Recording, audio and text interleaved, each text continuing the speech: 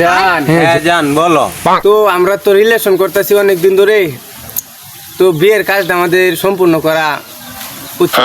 হ্যাঁ জান, আমাদের বিয়ের কাজটা সেরে ফেলাই ভালো। পার্থিটির চিপার চাপায় আর দেখা করা ভালো লাগতেছে না। কিন্তু আরো একটা কথা আছে, তোমার সাথে তো রিলেশন করতেছি অনেকদিন ধরে, মনে করো যে তোমার বিয়ের আগে আমি জানতে চাই তোমার আগে কতগুলা ছেলের সাথে রিলেশন ছিল। আরে জান, তুমি এসব কি বলো? আমি তোমাকে ছাড়া আর কাউকে পছন্দই করি নাই।